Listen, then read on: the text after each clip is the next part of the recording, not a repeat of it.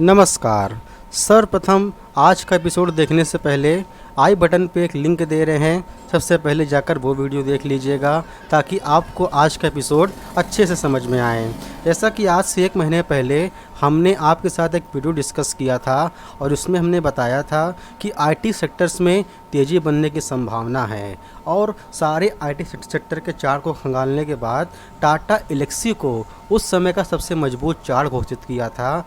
India में Tata Alexei and America में Apple, इन दोनों शेयर्स में हमको 1 महीने के अंदर गजब की तेज़ी देखने को मिली है। टाटा एलेक्सी में लमसम 20 से 25% का और एप्पल में 15 से 20% की तेज़ी हमको देखने को मिली है।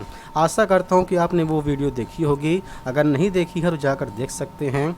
तो ऐसा हमने क्या बताया था कि जैसा हमने बताया उस समय टाटा एलेक्सी के चार्ट पर एक बुलिश पिनेंट पैटर्न बनता हुआ दिखा था। बहुत से लोग उसको बुलिश पिनेंट बोलते हैं, बहुत से लोग इसको सिमेट्रिकल ट्रायंगल पैटर्न भी बोलते हैं। तो आप कंफ्यूज मत होइएगा, नाम अलग अलग है लेकिन पैटर्न एक ही है।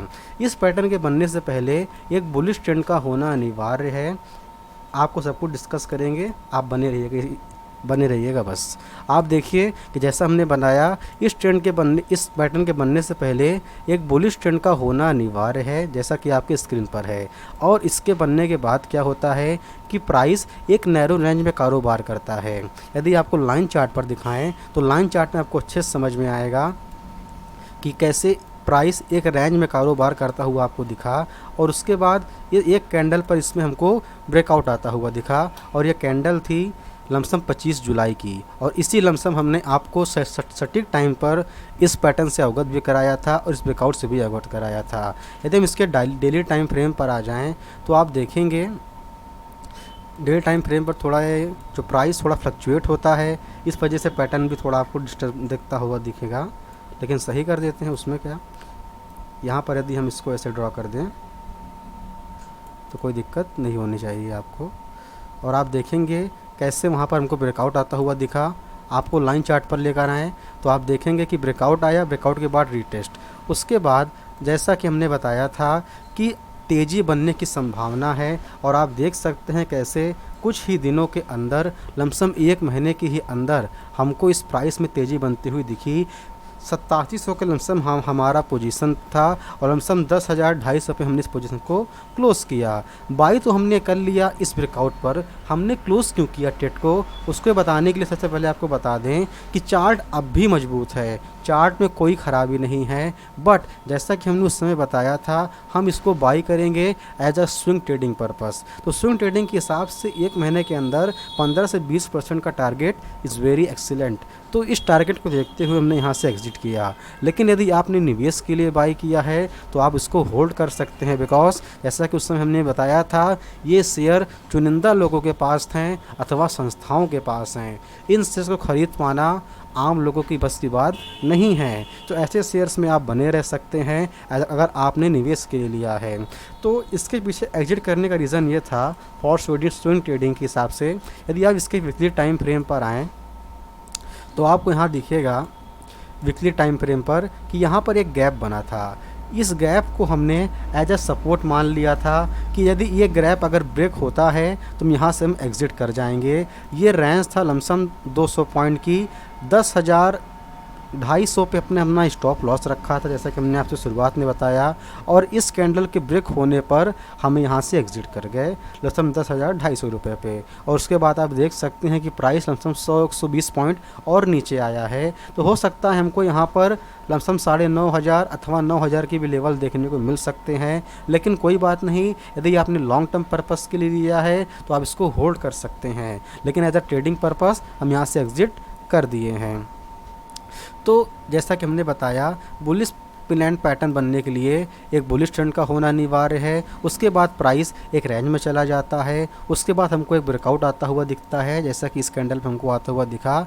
लाइन चार्ट पर आपको अच्छे से समझ में आता है क्योंकि लाइन चार्ट पे एक बिगिनर भी पैटर्न को आसानी से ड्रा कर सकता है। और इस कैंडल के ब्रेकआउट के बाद 2 ही 3 हफ्ते में हमको अपना टारगेट देखने को मिला। एक समय के लिए प्राइस का जो प्रॉफिट था वो हमारा 22 से 23% का था। लेकिन जैसा कि हमने बताया कोई एकदम बॉटम पे ख़रीद नहीं सकता और एकदम टॉप पे बेच नहीं सकता। ये वजह से थोड़ा हमने स्टॉप लॉस रख के नीचे इसको ट्रेल किया, स्टॉप लॉस हिट होने पर हम यहाँ से एग्ज़िट हो गए। तो ये थी हमारी एनालिसिस। यदि वीडियो अच्छी लगी हो तो वीडियो को लाइक कीजिएगा एंड चैनल को सब्सक्राइब कीजिएगा।